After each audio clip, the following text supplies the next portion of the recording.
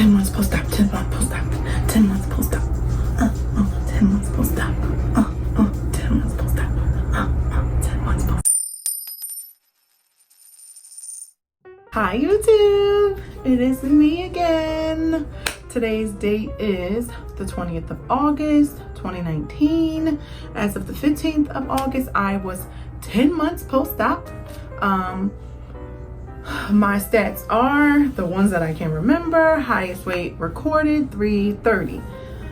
Current weight 240. So 90 pounds down. Yay!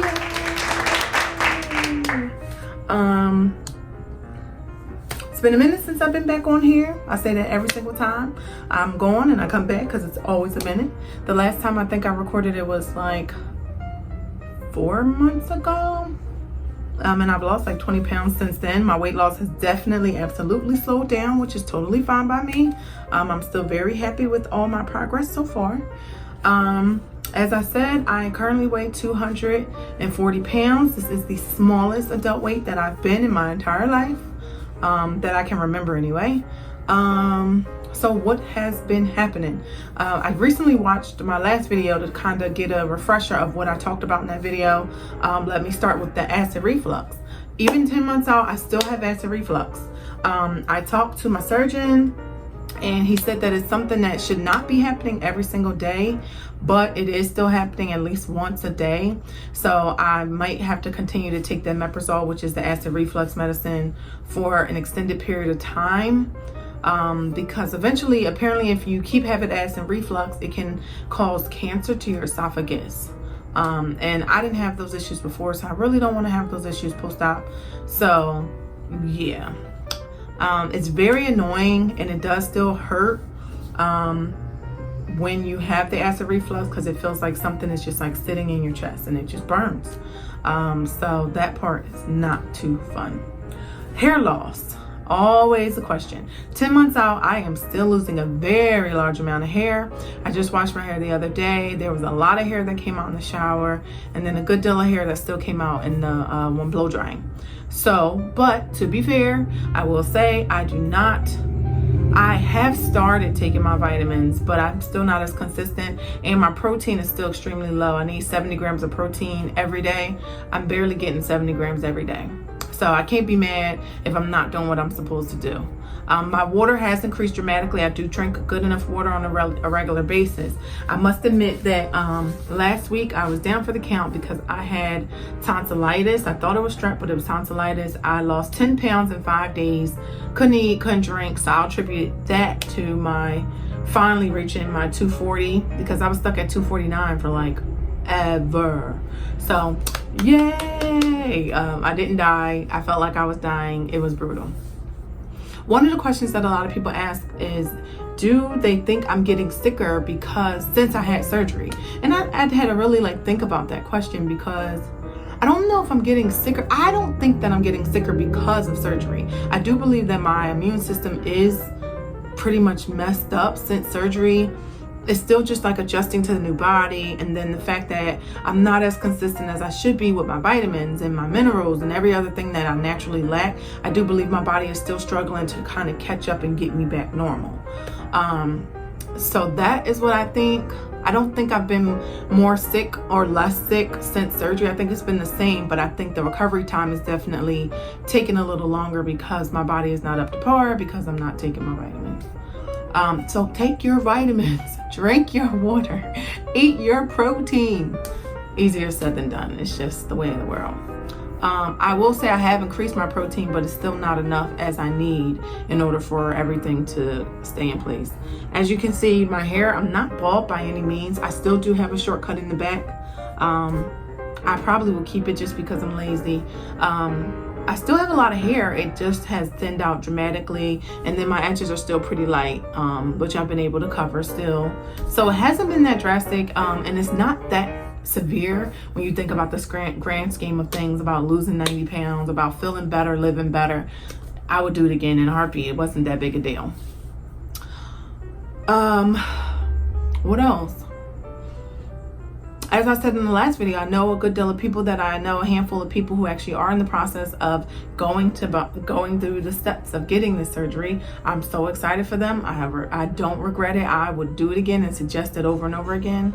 I think it is still one of the greatest things that I've ever chosen to do for myself in my life. As far as my stomach scars, I still haven't put anything really on them, just a little cocoa butter, but I do want to eventually get like some type of lightening cream, because like I said, the one where they pulled the stomach out is still really dark, and I am a little self-conscious about it. Not too much that I'm gonna stop wearing my two-piece bathing suits, but it is something I'm just like, oh, I don't like the way that the scars look. They just look a little raggedy and busted, and I'm not raggedy or busted, so I don't really like those. So at some point I'm gonna find some type of cream somewhere that can lighten those scars so that they're not that visible. Loose skin, dun dun dun. So we already know that loose skin is a thing. There's no way to avoid it, no matter what you do. I know a lot of people that have worked out and they have seen a lot more tightening in their skin, but there's still certain areas that are harder to lose. As always, I have not worked out like that. I do a little bit of exercise, but so far I'm still cool with my body. I'm still cool with my loose skin. One example is here. This skin right here is extremely, the phrase that I used last time was called silky. So I still would call this silky because it's just really, really soft. And as you can see, like this is what my arm would look like without the loose skin. So again, I had big arms my whole life. I really don't care. I said before, and it's still further now, my boobs, those are the main things that have plopped to the ground. It's all part of life. You get a good push-up bra, you call it a day. I will notice that my inner thighs have definitely gotten not silky, they're just loose. They're looser than the regular, like how my legs used to be, let me say that. And then I don't think they have gotten that silky skin yet, but I know the smaller you get, especially without being able to tighten it, it'll become less, like more thin and less silky. Trying to think. I just had my 10-month follow-up with my surgeon. We are still in the process of trying to get me to get protein and everything in. He said I was doing pretty well. I have 2 more months until I reach my 1-year surgery anniversary. I think that's what it's called, surgery anniversary. That went by so fast. I'm excited because I need like 10 to 15 more pounds because I want to hit that 100-pound goal. But I'm just also excited because I can't believe I did this and actually stuck to this for a year. And this will be the remainder of my life. So, and then I can't even imagine what my body will be next year or 2 years from now once I work out and actually start doing stuff to just make it better. Because I've seen a lot of girls who the first year was a little rough and then 3 years later their bodies are bomb, or vice versa. Right now I am currently going through another female issue, just trying to get my body right and see what else is going on with the reproductive system. Because like I said in my last video, I still do want to have kids, but it has been a journey. Not even just just getting pregnant, but just seeing if I am able to get pregnant. So I have started going to a fertility specialist and taking those steps to just make sure my ovaries are even working. Not that I want to get pregnant tomorrow, but I want to make sure everything is fine. And one thing that I just found out that I did not know was once you have bariatric surgery, you're automatically a high-risk pregnancy. So yay. Never knew that. One of the main reasons I got surgery was because I wanted to be healthy so that I would not be high risk if I ever decided to bear children. So the one thing she told me from day one was, hey, you're pregnant, your stomach can't handle nutrients like everyone else, therefore you are a special patient and you are considered high risk. So now I have to have a special doctor and all that jazz. And that was heartbreaking. I like cried because that was not what I wanted. Literally, I got this surgery because I wanted to be at a healthy weight to start having kids. I would have reconsidered it if I would have known that from the start. So if you're unaware, that is one thing to keep in mind because I had no clue. So I'm in the process of getting on that done. I probably will be posting videos about that to talk to other people who may have gotten weight loss surgery or whatever other issues they got going on that are struggling with conception and what they do, because that's a whole nother world that I'm just not mentally prepared to dive into. But anyway, I'm trying to think of what else. I haven't been as active on YouTube as I claim I was. I thought this summer was going to be hot girl summer and I was going to be popping, but truth be told, the summer went by way too fast. I was not prepared. I just been working and trying to get my life right, trying to get my mental right, trying to just get right. So now we're in the end of August and I've barely been on the beach. I think I wore a baby suit like twice. I was cute though when I put it on. But the fact that I didn't even get to swim as much as I wanted to, the fact that I haven't gotten to go to the beach as much as I wanted to, it's just a lot. It was a lot that was going on. And now fall is coming. So the main thing I look forward to as far as this weight loss journey is definitely, since I was sick last week and like sick as a dog, starting yesterday, I've been on it with my vitamins, on it with my water. I do emergency every day now. So far, I was sick as a dog. And I think that goes into what I said earlier about just having my immune system was like already defeated. So when I got sick, it took me out. So for that alone, I'm like, okay, get this calcium, get these B12, whatever you got to do, like get it in, because that was not fun. And the recovery was not fun. And because it was a viral infection, they didn't give you any medicine. So I had the entire white throat. It felt like glass to swallow. I had a fever for 3 days straight. I had chills. It was evil. I won't wish that on my worst enemy. That was so painful.